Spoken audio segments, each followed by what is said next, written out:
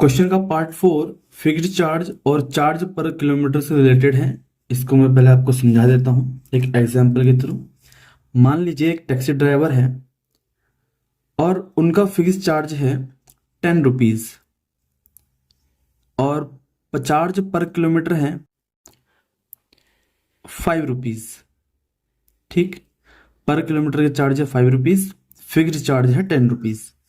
मान लिया जाए कोई एक इंसान यहाँ पे से बैठा और वो 1 किलोमीटर उसने टैक्सी में डिस्टेंस ट्रेवल किया और वो यहाँ उतर गया, तो वो कितने रुपए देगा? चार्ज पर किलोमीटर यानी कि 1 किलोमीटर जब वो चला तो 5 रुपए तो वो देगा। बट वो जो बैठा है ना, चार्ज जो फिक्स कर रखा है टैक्सी ड्राइवर ने, 10 रुपीज भी देगा। टोटल कितने रुपए देगा फिर? 15 रुपीज। मान लिया जाए कोई एक आदमी यहाँ से बैठा और उसने ट्रेवल किए 3 किलोमीटर।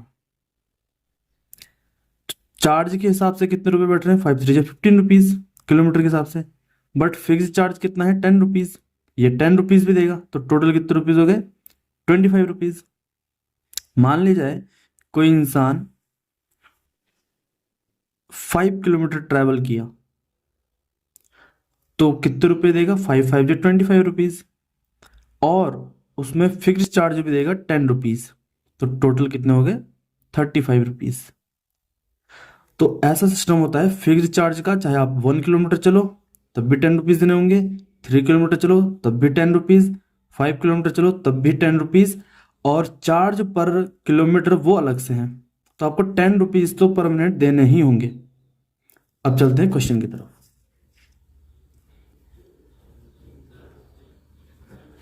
तो एक फिक्स चार्ज है और हमें कंडीशन दे रखी है कि 10 किलोमीटर डिस्टेंस कवर करने के लिए 105 रुपीज देने होते हैं।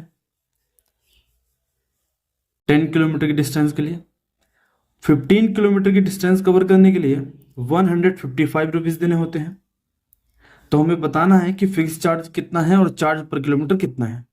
सबसे पहले हम लेट करेंगे, let fixed charge is equal to x rupees and per kilometre charge is equal to y rupees. Okay, according to question कि 10 किलोमीटर की डिस्टेंस इतने रुपए में कवर होगी, तो 10 किलोमीटर और चार्ज पर किलोमीटर चार्ज है y, और इसके साथ प्लस x भी जुड़ेगा, यानी कि x यानी कि फिक्स चार्ज, जैसे कि यहां पे जुड़ा था 10 रुपीज। तो मैं उसको x को पीछे ना लिख करके आगे लिख देता हूं, और इन दोनों मिला करके टोटल उसने दिए 105 रुपीज। इक्वेशन 1। सिमिलर वे में इक्वेशन सेकंड बनाएंगे, x plus 15y is equal to 155। 155। Equation 2। x change नहीं होगा, चाहे आप 10 किलोमीटर चलो, 15 किलोमीटर चलो या 100 किलोमीटर चलो। फिक्स्ड चार्ज एक बारी में x ही होगा बस। ओके, दोनों इक्वेशन को सब्स्टिट्यूशन मेथड से सॉल्व करेंगे। इक्वेशन फर्स्ट लेंगे, taking equation first 1 plus 10y is equal to 105। x की वैल्यू आ जाएगी 105 माइनस 10y। इसको इक्वेशन 3 लेट कर लेंगे। वैल्यू ऑफ x को इक्वेशन सेकंड में रखेंगे, putting value of x in equation second. पहले इक्वेशन सेकंड लिखेंगे, x plus 15y is equal to 155। x की वैल्यू है 105 माइनस 10y, ब्रैकेट में रख देंगे, plus 15y is equal to 155। Okay, इसको ब्रैकेट ओपन करेंगे, माइनस 10y और प्लस 15y, ये हो जाएगा प्लस का 5y is equal to 155। Plus का 105 इधर जाएगा, तो 155 minus 105, 5y is equal to 155 में से 105 गया, 50 बचेगा। तो हमारे पास है 5y इज इक्वल टू 50 जब 5 को हम दूसरी तरफ भेजेंगे तो वो डिवाइड हो जाएगा, 50/5 हो जाएगा। y की वैल्यू आ जाएगी 10। y की वैल्यू को इक्वेशन थर्ड में पुट करेंगे। Putting value of y in equation 3। Equation 3 लिखेंगे पहले, x is equal to 105 minus 10y। अब रख देंगे y की वैल्यू जो कि है 10। तो 105 माइनस 10, 10 या 100, तो x की वैल्यू आ गई 5। इसका मतलब फिक्स चार्ज है 5 रुपीज एंड चार्ज पर किलोमीटर है 10 रुपीज। ओके, तो यहां पे हम लिख देंगे hence fixed charge is 5 rupees and charge per kilometer is 10 rupees। फिर क्वेश्चन में हमें और भी कुछ पूछा गया है कि how much does a person have to pay for travelling a distance of 25 kilometre. अगर कोई पर्सन 25 किलोमीटर ट्रैवल करना चाहता है तो वो कितने रुपीस पे करेगा। नाउ हमारे पास इक्वेशन बनेगी, फिक्स चार्ज तो आएगा ही, प्लस 25 किलोमीटर चलेगा तो 25 किलोमीटर के हिसाब से चार्ज होगा पैसा। एक्स और वाई की वैल्यू पुट कर देंगे। एक्स की वैल्यू है 5, वाई की वैल्यू है 10, तो 5, 25 10 या 250, 5 plus 250 is equal to 255। X is equal to 255। आप इसका भी आंसर लिख सकते हो, देयरफॉर person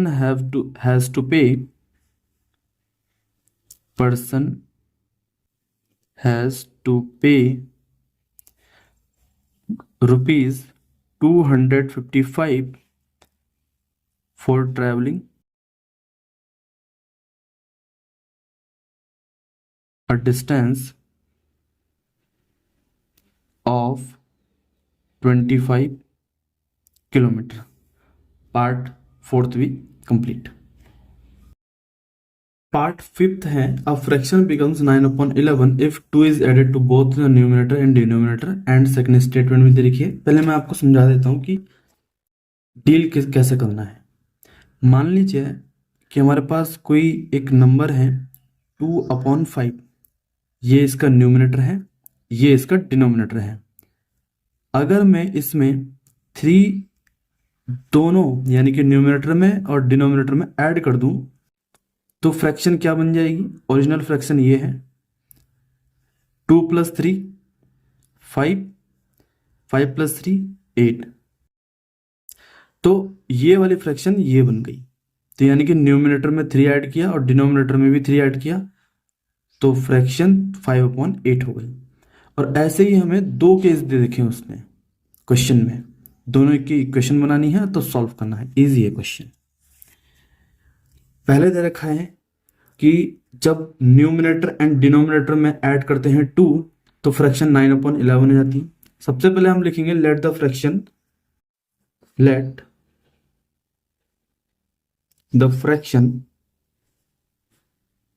इज x/y।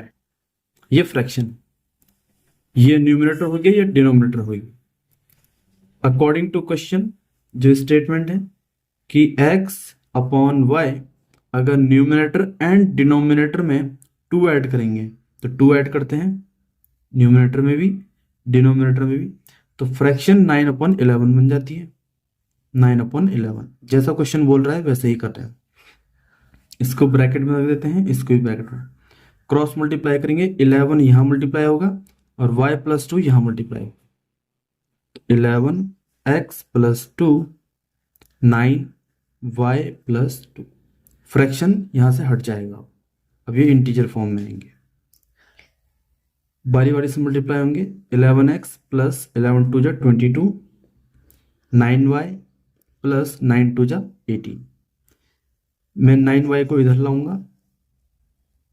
और 22 को उधर ले जाऊं, 18 - 22 ये हो जाएगा -4। और ये है हमारी इक्वेशन 1। सेम वे में सेकंड स्टेटमेंट को भी करेंगे। बोला है कि x और y यानी कि न्यूमरेटर एंड डिनोमिनेटर में 3 ऐड करने पर 5/6 बन जाता है। 3 तो फ्रैक्शन हो जाएगी 5/6। क्रॉस मल्टीप्लाई कर देंगे अगेन, तो 6x + 3 = 5y + 3। 6x + 18 5y + 15। 5y को मैं इधर ले जाऊंगा और 18 को उधर ले जाऊंगा। 6x - 5y = 15 - 18। हमारे पास रहेगा 6x - 5y = -3। ये है हमारी इक्वेशन सेकंड। अब दोनों इक्वेशन में से मैं किसी एक इक्वेशन को ले लेता हूँ। इक्वेशन सेकंड मुझे इजी लग रही है तो ये पुट कर देते हैं। लेंगे टेकिंग इक्वेशन सेकंड इक्वेशन लिखेंगे 6x - 5y = -3। नाउ मैं x के टर्म्स में y के टर्म्स में निकाल दूंगा x वेरिएबल को। तो सबसे पहले -5y इधर आकर +5y हो जाएगा, यहाँ पे 6x ही रहेगा। अब 6 को भी इधर भेज देंगे तो ये डिवाइड में जाएगा अपॉन 6। ये है इक्वेशन 3। x की वैल्यू को इक्वेशन से फर्स्ट में रखेंगे, putting value of x in equation first. क्योंकि हमने सेकंड इक्वेशन ली थी तो हमें फर्स्ट इक्वेशन में रखना होगा। फर्स्ट इक्वेशन है 11x - 9y = -4। x की वैल्यू ये है, यहाँ पूरी रखेंगे। -3 + 5y अपॉन 6 -9y है = -4। मल्टीप्लाई होंगे ये अंदर, 11 3 जा 33 विथ माइनस साइन, प्लस 11 5 जा 55 upon 6 -9y as it is = -4 as it is. अब यहाँ पे भी वेरिएबल है, यहाँ पे भी वेरिएबल है। इस LHS को सॉल्व करना है हमने एलसीएम लेकर के। इसके नीचे 1 होता है तो एलसीएम 6 ही आएगा। ये दोनों terms as it is note down हो जाएंगी। -33 + 55, 1 6 जा 6 होगा और 6 की मल्टीप्लाई 9 से होगी, माइनस साइन तो आएगा और 9 6 जा 54। y = RHS में -4 ही है। नेक्स्ट स्टेप में मैं 6 की मल्टीप्लाई 4 से करा दूंगा तो ये आएगी 6 4 जा 24 प्लस का 55y माइनस 54y, यानी कि 55 में से 54 गया, ओनली y बचेगा, ओनली y, वो भी प्लस का। -33 एज इट इज रहेगा प्लस का, और डिनोमिनेटर यहाँ से गायब हो गया क्योंकि 6 को मैंने यहाँ भेज दिया और 24 आ गया। माइनस का 33 इधर जाएगा तो y = -24 + 33, और 24 माइनस का मतलब 33 - 24 9 होगा। ओके, ये 9 हो जाएगा। y की वैल्यू को हम इक्वेशन थर्ड में रखेंगे। इसको मैं यहां करता हूं, पुटिंग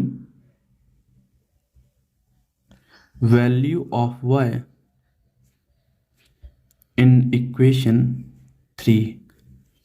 इक्वेशन 3 लिखेंगे -3 + 5y अपॉन 6 -3 + 5 9 अपॉन 6 -3 + 45, 9 5 जो 45 होता है अपॉन 6, ये हो जाएगा 42 अपॉन 6, 6 7 जा 42।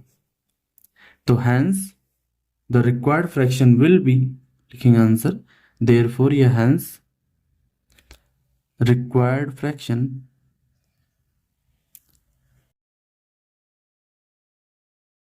is 7/9। आप इसको चेक भी कर सकते हो।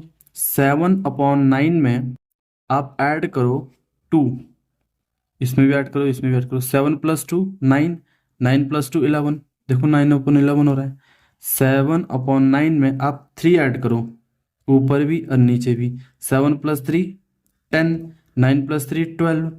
इसको सिंपलेस्ट फॉर्म में ला सकते हैं, 2 5 जा 2 6 जा, तो 5/6 सही है। पार्ट यहाँ पे किया था मैंने, दोबारा से समझ लो। 7 + 3 करेंगे 9+3 करेंगे, 7+3 10, 9+3 12, 2 5 जा, 2 6 जा, तो 5/6 आ गया। तो क्वेश्चन ये पार्ट 5 भी खत्म। क्वेश्चन का लास्ट पार्ट है 5 years hence the age of Jacob. Question को समझाने से पहले मैं आपको कुछ बताना चाहता हूं दैट यहाँ पे कुछ वर्ड यूज होंगे, हैंस, अगो। हैंस का दूसरा भी यूज हो सकता है, हैंस की जगह आफ्टर यूज हो सकता है, अगो की जगह हो सकता है हमारे पास बिफोर। इसका मतलब है फ्यूचर की बात, यानी कि बाद में। इसके आगे विल का यूज होगा, और जब सेंटेंस में इसकी स्टेटमेंट आएगी तो इसके आगे वॉज का यूज होगा। तो आप समझ सकते हो जब ऐसा होगा तो हमें प्रेजेंट एजेस में प्लस करना है, और जब ऐसा होगा तो हमें प्रेजेंट एजेस में माइनस करना है। ओके, जैसे कि एक और समझाता हूँ एग्जांपल से। जैसे कि अभी आपकी एज कितनी है, 16 ईयर्स है। आप क्लास 10th में हो, लगभग 16 ईयर्स होगी, 15 16 या 17। और आपके फादर की एज अप्रॉक्स 40 होगी। अगर मैं बोलूँ कि 5 ईयर्स बाद, 5 ईयर्स हैंस, 5 ईयर्स आफ्टर आपके फादर की एज कितनी होगी, तो आप 5 + 5 कर दोगे, यानी कि 45। तो क्या आपकी एज 5 ईयर्स नहीं बढ़ेगी, आपकी एज भी बढ़ेगी। 16 + 5 21 हो जाएगी। जब आपके फादर 45 को जाएंगे तो आप 21 के हो जाओगे। बट अगर मैं पूछूं कि 5 साल पहले आपकी फादर की एज क्या थी, तो आप -5 करोगे, 35। और 5 साल बाद भी आपकी एज कितनी होगी, तो -5, यानी कि 11 ईयर्स। तो एक साथ जब क्वेश्चन आता है तो एक साथ घटाने पड़ते हैं फिलहाल के लिए। इसमें क्वेश्चन देखते हैं। यहां पे मान लेते हैं let the age of Jacob, let the age of Jacob is x and the age of sun is y। Question के अकॉर्डिंग जो स्टेटमेंट दी गई है, 5 years hence यानी कि 5 साल बाद, 5 साल बाद यानी कि x + 5 y + 5। यहाँ पर आप ये भी लिख सकते हो let the present age of Jacob. यहाँ पे आप ये भी लिख सकते हो प्रेजेंट एज। ठीक, तो 5 years बाद हैंस जेकब की एज अपने सन की एज के 3 टाइम्स हो जाएगी। तो जेकब की एज x है, 5 years बाद x + 5 होगी। सन की एज है y प्रेजेंट, 5 years बाद y + 5 हो जाएगी। और जेकब की एज उसकी सन की एज के 3 टाइम्स हो जाएगी। यानी कि अगर मैं इसमें 3 मल्टीप्लाई कर दूं तो ये वाली साइड इस वाली साइड के इक्वल हो जाएगी। इसको ओपन कर देंगे, x + 5 = 3y + 3 5 जा 15। ओके, इसको स्टैंडर्ड फॉर्म में ले आएंगे, x - 3y = 10। -5 इधर जाएगा तो 15 - 5 10 है। Equation first. सेकंड में बोल रहा है 5 years अगो, 5 साल पहले, वॉज। देखो आप, हैंस यूज हुआ तो विल यूज हुआ, अगो यूज हुआ तो वॉज यूज हुआ, जो मैंने आपको बताया था। Hence, will, ago, was. Okay, तो 5 years बाद की बात चल रही है, तो x - 5 और y - 5। तो जैकब की age was 7 times that of his son. तो यानी कि उसके सन की एज के 7 टाइम्स थी। अगर मैं 7 इससे मल्टीप्लाई कर दूं तो दोनों टर्म इक्वल हो जाएगी। इसको भी सॉल्व आउट करते हैं, x - 5 7y - 7 5 जा 35। y को इधर ले आऊंगा, x - 7y = 35 -35 + 5, ये 5 इधर चल जाएगा तो -30 हो जाएगा। इक्वेशन 2। दोनों में से कोई सी भी एक इक्वेशन पुट कर लेते हैं। इक्वेशन 1 ले लेते हैं, taking equation 1, x - 3y = 10, x = 10 + 3y, ये है हमारी equation 3। Putting value of x in equation, हमने 1 ली थी तो 2 में रखेंगे। पहले इक्वेशन 2 लिखेंगे। इक्वेशन है x minus 7y is equal to minus 30। x की वैल्यू है 10 प्लस 3y, ब्रैकेट में रखेंगे minus 7y is equal to minus 30। यहां से कर रहा हूं। यहां पे रहेगा 10 माइनस 3y माइनस 7y हो जाता है माइनस का 4y is equal to minus 30। 10 को मैं उधर ले जाऊंगा तो माइनस 30 तो एज इट इज, प्लस का 10 उधर जाके माइनस का 10 हो जाएगा, तो माइनस का 40। y is equal to minus 40 upon minus 4। y से माइनस कट जाएगा, 4 10 जो 40, यानी कि y की वैल्यू 10 आ गई। और y की वैल्यू 10 यानी कि सन की एज आ गई 10। y की वैल्यू को इक्वेशन 3 में पुट कर देंगे। Putting value of y in equation 3, equation 3 लिखेंगे x is equal to 10 plus 3y। अब रखेंगे y की value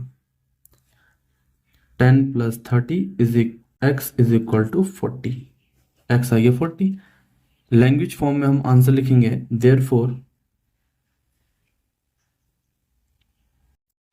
present age of Jacob is 40 years and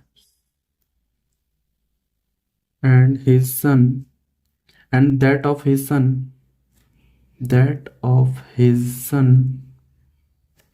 is 10 years. Question complete.